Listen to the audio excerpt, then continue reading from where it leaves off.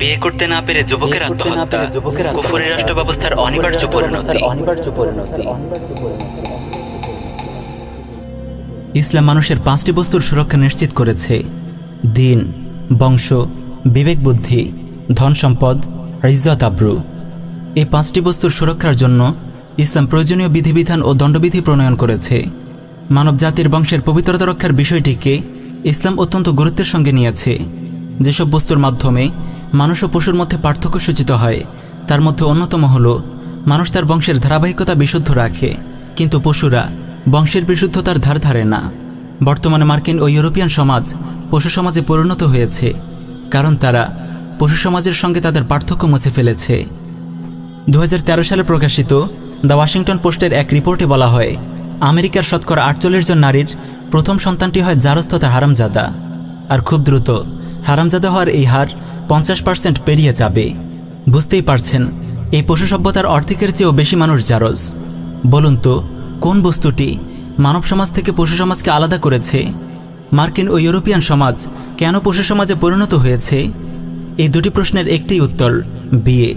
বিয়েই মানব সমাজকে পশু সমাজ থেকে আলাদা করেছে। মার্কিন ও ইউরোপিয়ান সমাজ পশু সমাজে পরিণত হওয়ার কারণ তারা সমাজ থেকে বিয়েকে নির্বাসিত করার প্রক্রিয়া শুরু করেছে। বিয়ে বহির্ভূত যৌন সম্পর্ক তাদের কাছে বৈবাহিক সম্পর্কের চেয়েও বেশি স্বাভাবিক। প্রিয় ভাই ও বোন, বংশের বিশুদ্ধতা রক্ষা এবং মানব সমাজকে পশু সমাজে পরিণত হওয়া থেকে রক্ষা করতে ইসলাম যে বিধান দিয়েছে তা হলো বিয়ে। বিয়ে খাদ্য ও পানীয়ের মতো মানুষের একটি অনিবার্য মৌলিক চাহিদা। পৃথিবীতে মানবজাতির অস্তিত্ব রক্ষা ও সুষ্ঠু বিকাশের জন্য বিয়ের কোনো বিকল্প নেই, কারণ বিয়ের মাধ্যমেই মানুষের বংশধারা সুরক্ষিত হয়। বিয়ে মুসলিম যুবকের যৌবনের হেফাজতের চাবিকাঠি। বিয়ে দুনিয়া ও আখিরাতে সর্বোত্তম কল্যাণ লাভের মাধ্যম। বিয়ে মানব জীবনের পূর্ণতা।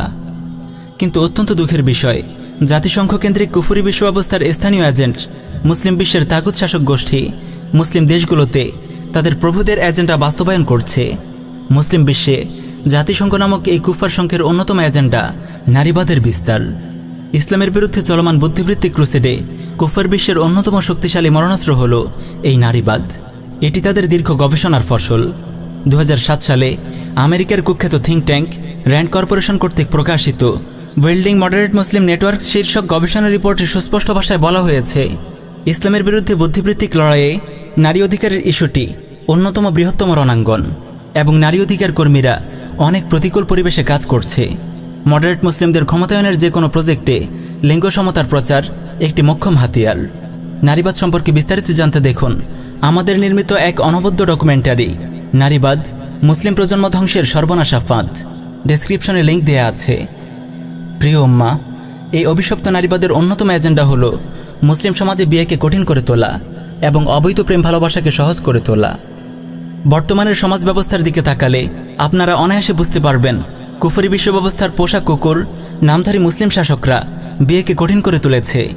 অপরদিকে জেনা ব্যভিচারকে কেবল সহজই করেনি, বরং মুসলিম যুবকদেরকে জেনায় লিপ্ত হতে এক প্রকার বাধ্যই করা হচ্ছে।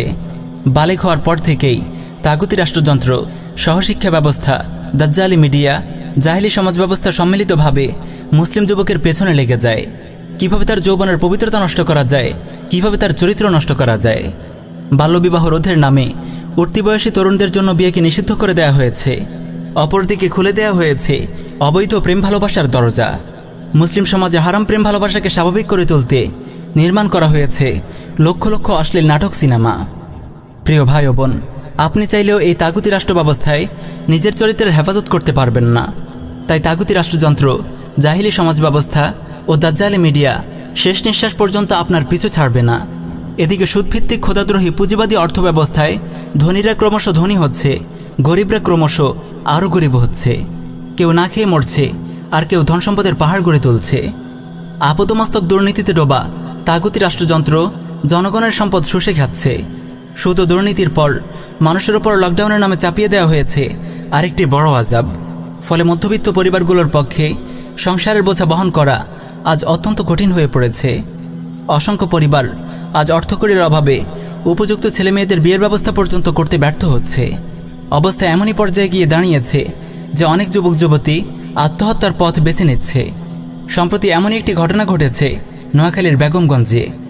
অজন্তলা ইউনিয়নের দক্ষিণ মানিকপুর গ্রামের সাখাওয়াতুল্লাহ প্রকাশ সোহাগ নামক 24 বছরের এক যুবক অভাবের দায়ে বিয়ে করতে না পেরে আত্মহত্যা করেছে।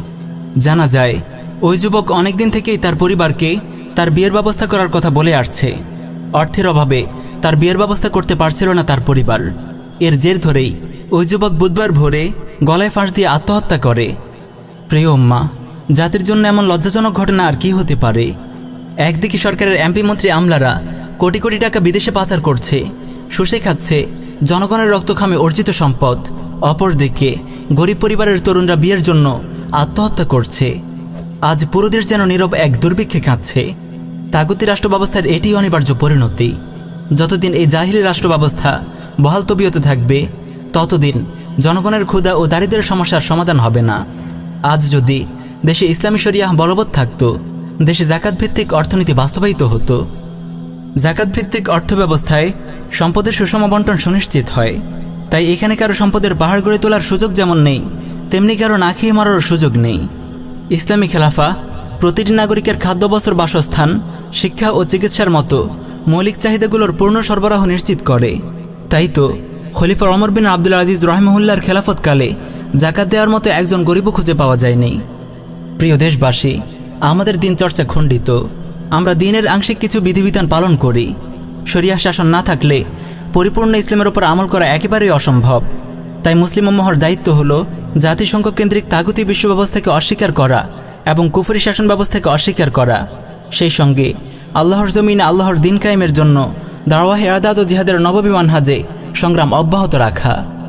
পরিশেষে আপনাদেরকে কোরআনুল কারীমের সেই আয়াতটি স্মরণ করিয়ে দিচ্ছি, ওয়াকাতিলুহুম হাত্তা লা তাকুনা ফিতনাতাও ওয়া ইয়াকুনা আদ-দীনু কুল্লুহু লিল্লাহ।